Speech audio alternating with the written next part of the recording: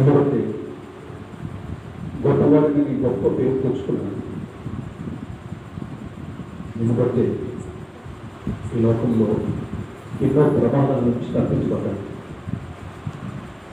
నీవు లేని జీవితం నాకు లేదు. నేను లేని బ్రతుకు నా హక్కు బ్రతికే కాదు. నా జీవిత ప్రయాణంలో ఎన్నో ఓడలు చూశాను, ఎన్నో ఓటములు చూశాను, ఎన్నో అపజయాలు ఎదుర్కొన్నాను. ఎన్నోసార్లు ఎదుగు బ్రతకాలనుకొని చావైతేనే మేలు అనుకుని నేను కృంగిపోయాను, ఏడ్చాను, రోధించాను. నేను మరణించడం, నేను ఓటమి పాలు కావడం, అపజయం పొందడం మీకు ఇష్టం లేదు. అందుకోసమే ఈ లోకానికి మీరు వచ్చారు. ఈ లోకానికి నా కొరకు వచ్చారు. నా కొరకు ప్రాణం పెట్టారు. అంతా కూడా నా కొరకు సిందించాను. మీ ఇష్టమైన మందిరంగా నన్ను మార్చుకోవాలని, పరిశుద్ధ మందిరంగా నన్ను అలంకరించాలని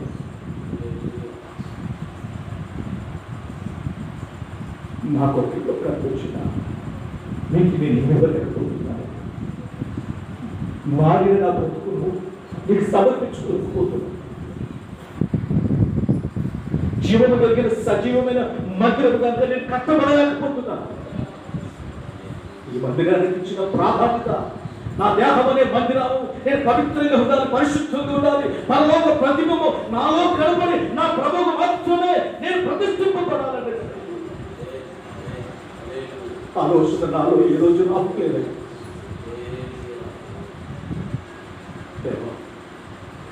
నేనే నీకు ఇటుగా ఉండాలని, నేనే నీకు మందిరం ఉండాలని, నేనే నీకు ఇష్టమైన సజీవమైన జీవము కలిగిన మందిరం ఉండాలని కోరుకుంటున్నాను. ఆ విధంగా నన్ను సిద్ధపరచు, ఆ విధంగా నన్ను బలపరచు. 9 సంవత్సరాలు పూర్తి చేయబడి 10వ సంవత్సరంలో నాయన ఈ వార్చిపోవచ్చు ఈ మందిరమును ఈ 9 సంవత్సరాలు మీరు ఎంతగా బలపరిచారు. ప్రతి పరిస్థితుల్లోనూ మీరు తోడుగా ఉన్నారు. ప్రతి పరిస్థితుల్లోనూ తండ్రి మీ దాసునికి, సంఘానికి మీరు వెళ్ళు తండ్రి ధైర్యపరిచారు. ఎన్నో కార్యాలు జరిగించారు, ఎన్నో అద్భుతాలు జరిగించారు, ఎన్నో మేలుగా నింపారు. మీ దాసుడు అయితే నా పని అయిపోయింది, కానీ నేను నా వల్ల కాదు, నేను బ్రతకగలను, హాస్పిటల్ నుంచి మళ్ళీ బయటకు రాగలను అని చెప్పి ఆ బెడ్ మీద ఏడ్చుకున్నాను. దురాత్మను గర్తించి, బలహీనతను గర్తించి, ఎవరైతే తండ్రి దానికి కూరుకున్నారో వాళ్ళకి అపజయం కలిగించి మీ విజయ పతాకాన్ని తండ్రి మెస్సి అక్కడ జ్వాల మీద నిలుచున్నారు. మీ సేవకుని బ్రతికించారు, మీ సేవకుని లేవనెత్తారు. 200 అభిషేకంతో గొలియాతును దావీదును జయించే సామర్థ్యం ఇచ్చినందుకు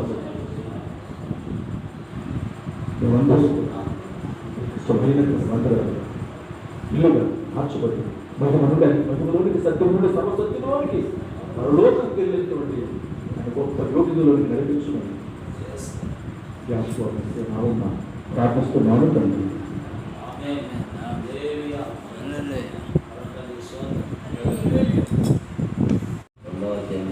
వాక్యంలో మనం ఎందుకు పిలువబడ్డామని చెప్పారు. ఎందుకు పిలువబడ్డామనంటే ఆయన మాదిరిలో నడవడం కాదు, ఎన్నో ఆత్మ సంబంధమైన సంగతులు మనం తెలుసుకున్నాం. ఆత్మ సంబంధమైన మందిరాలుగా కట్టబడాలి. ఎన్నో విలువైన సంగతులు మన సేవకుడి చేత మనం విన్నాం. ఇకనైనా ఆత్మ సంబంధమైన మందిరాలుగా మనం కట్టబడాలి. మనమే ఆయనకు ఆలయం అయినాం, ఇల్లు అయినాం కదండి, ఆయనకి గూడైనాం. ఆయన మన హృదయాలు పెట్టుకున్నాం కాబట్టి మనం జాగ్రత్తగా మన హృదయాన్ని, మన తలంపులను, మన ఆలోచనని, మన శరీరాన్ని అపవిత్రపరచుకోకుండా పరిశుద్ధాత్మ దేవుడు 50 తండ్రి నివాసమున్నట్లుగా మనం బ్రతకాలి. ఆత్మ సంబంధమైన మందిరంగా మనల్ని కట్టాడు ఆయన. ఆయన కలువరిలో యాగమై చనిపోయి తిరిగి లేచి మనల్ని జీవం కలిగిన మందిరాలుగా కట్టారు. కాబట్టి మనం అందరం ఇకనైనా అయ్యా ఇకనైనా ఆత్మ సంబంధమైన మందిరాలుగా ఉందాం. ఆత్మ సంబంధమైన మందిరాలుగా ఉండడం అంటే ఏంటి? ఆత్మ నీలో ఉండాలి. ఆత్మ లేనివాడు నా వాడు కాదంటాడు కదా. నీకు నిజంగా ఏ ఆత్మ ఉండాలి? దురాత్మ ఉన్నది, దేవుని ఆత్మ ఉన్నది. మరి నీలో దురాత్మ ఉందా, దెయ్యపాత్మ ఉందా, లేకుంటే దేవుని ఆత్మ ఉందా? సజీవ రాళ్ళు మాట్లాడేది ఎన్నో విలువైన సంగతులు. మరి మీకు ఎంతవరకు అర్థం? ఎన్నో విలువ చూపించారు. ఈ రాళ్ళు జీవం కలిగిన రాళ్ళు, ఈ రాళ్ళు స్తుతించే రాళ్ళు, ఈ రాళ్ళు అనేకుల్ని బ్రతుకులకు నడిపించే రాళ్ళు, ఈ రాళ్ళు సువార్త ప్రకటించే రాళ్ళు, ఈ రాళ్ళు అనేకులు నిత్య జీవులకు నడిపించే రాళ్ళు, ఈ రాళ్ళు అనేకులకు మాదిరికరమైనటువంటి క్రియలు జరిగించే రాళ్ళు, ఈ రాళ్ళు పరిశుద్ధమైన రాళ్ళు.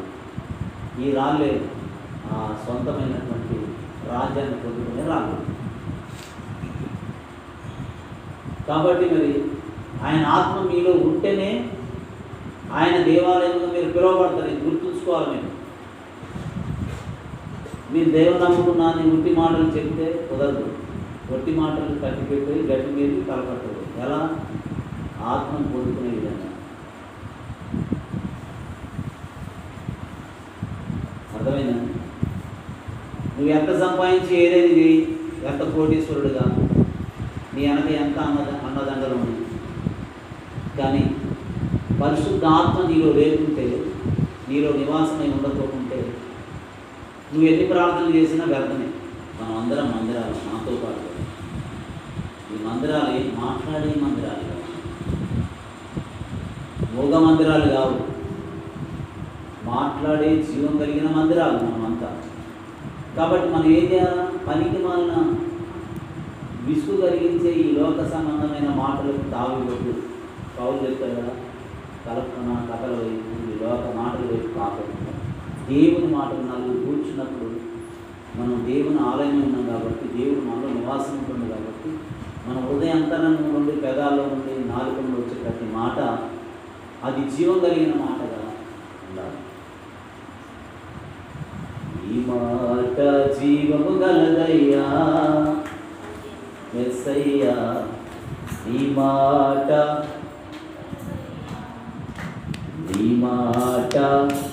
కలదయ్యా యేసయ్యా, నీ మాట సత్యము గలదయ్యా, నీ మాట బ్రతుకుని ఇవ్వగలదయ్యా. ఈ కార్మికుల ప్రాంతంలో అతని అంబేద్కర్ అతని కార్మికులు అతని ప్రభువా యేసయ్యా ద్వారా పరిచర్యను అయ్యా అతని ప్రభువా జీవంతో నడిపిస్తున్న దేవుడానికి స్తోత్రాలు యావే తండ్రి. ఈ సంవత్సరం అంతా అనేక నూతన ఆత్మలు రక్షణకు నడిపించబడినట్లుగా, అనేక అద్భుతాలు ఆశ్చర్యకార్యాలు జరిగినట్లుగా నీ కృపా సన్నిధి అయ్యా ఈ మందిరంపై అతని ప్రభావ బిడ్డలందరిపై నుంచి కృప చూపించమని, ప్రతి విషయంలోనూ నీ సహాయ సన్నిధి వచ్చిన బిడ్డలందరికీ దయచేయమని, మాకు దయచేయమని, ప్రాముఖ్యంగా ఎవరైతే అనారోగ్యంతో బాధపడుతున్నారో ఆ బిడ్డలందరినీ బలపరిచి స్థిరపరిచి కృపాక్షేమాల చేత నింపి తండ్రి ప్రతి గాయమును కట్టి ప్రతి గాయమును మాన్పి మీరే స్వస్థపరిచి తండ్రి ప్రభు సజీవ సాక్షులుగా సాక్ష్యం చెప్పే బిడ్డలుగా ప్రతి బిడ్డతో మీరు మాట్లాడి వీక్షణని ముట్టిన తన ప్రభు బాగుపరిచినందుకు స్తోత్రాలు అన్నారు.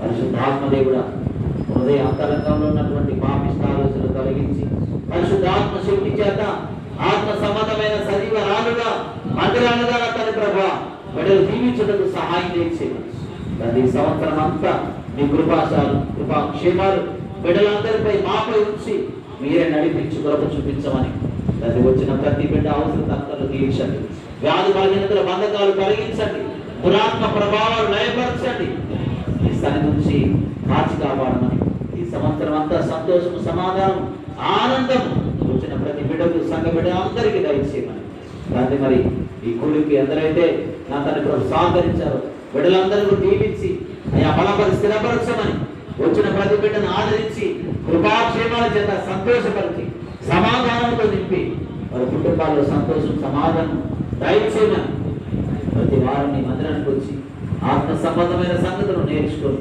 నీ నిత్య జీవానికి నీ రాకలకు సిద్ధపడే బిడ్డలుగా ప్రతి బిడ్డను కట్టమని మమ్మల్ని మేము సిద్ధపరుచుకొని అనేకులు సిద్ధపరిచే బిడ్డలుగా దీవించి ఆశీర్వదించమని ఆయన మీ దాసుని పరిచర్యను దాసుని కుటుంబాన్ని అయా మీరు బలపరచండి ఇంకా అనేక ప్రాంతాలను నిలబెట్టుకుని వాడుకోండి తండ్రి ఇంకా జ్ఞానంతో నింపిన తండ్రి అయా బలపరచమని వందనాలు చెల్లించుకుంటూ మీ దాసుడిగా నా తండ్రి ప్రభావ మెస్సయ్య అగ్ని ద్వారా బిడ్డలందరినీ సహకరిస్తున్న ప్రతి కుటుంబాన్ని వచ్చిన ప్రతి కుటుంబాన్ని దీవించి ఆశీర్వదించి బలపరచమని నీ నామానికి మహిమ తెచ్చుకోమని ఇచ్చిన కానుకలను దర్శకాలను కృతజ్ఞతలను దీవించి ఆశీర్వదించి 30 దంతులు 60 దంతులు 100 దంతులు ఫలింపజేయమని ఇచ్చిన హస్తాలను బలపరచమని నీ నామానికి మహిమ తెచ్చుకోమని తండ్రి ఇంతవరకు పాటల ద్వారా ఆనందం ద్వారా వాక్యం ద్వారా శృతుల ద్వారా వాయిద్యం ద్వారా సఫల చేత శుద్ధి విజ్ఞాపన చేత మీరు మైపోతే మీ దీవెనలు మీ ఆశీర్వాదాలు మా అందరికి వచ్చిన బిడ్డలందరికీ దయచేయమని నీ కందృష్టి చేత కాచి కాపాడమని వందనాలు చెల్లించుకుంటుంది మహిమా ఘనత ప్రభావాలు మీరు మాత్రమే పొందుకోమని మీ దాసురాన్ని సంఘ బిడ్డలందరినీ అయా కుటుంబ బిడ్డలందరినీ అతను మెస్సయ్య కుటుంబ బిడ్డలందరినీ మా గ్రామాన్ని మా వాడను ప్రతి కుటుంబాన్ని పేరు పేరున ప్రతి మనిషిని దీవించి ఆశీర్వదించి సంతోషం సమాధానంతో నింపమని మెస్సయ్య మీకు స్తోత్రాలు వందనాలు తండ్రి ప్రభావాలను గుప్పిలింపిన బిడ్డలను దీవించి ఆశీర్వదించి అంతనా తండ్రి ఎన్నో గొప్ప కార్యాలు కనులార చూసినట్లుగా గొప్ప కార్యాలు జరిగించి కృప చూపించమని మహిమ ఘనత ప్రభావాలు మీరు మాత్రమే పొందుకొని సజీవ సాక్షులుగా యవనస్తుల్ని కేచులోకేసుని వాడుకొని నిలబెట్టుకోమని ఆయా పేరు పేరున బిడ్డలందరినీ దీవించి కృప చూపించమని మహిమ ఘనత ప్రభావాలు చెప్పి శిలువ రక్తమే యశ్వరక్తం సంపూర్ణ విజయం కలుగును గాక అపవాది దుష్టుడి క్రియ లయమైపోను గాక యాశ్వ రక్తమే విజయం పొందుకోను గాక పరమ తండ్రి. ఇలాంటి మరిన్ని తాజా వార్తల కోసం ARG న్యూస్ టీవీని సబ్స్క్రైబ్ చేయండి.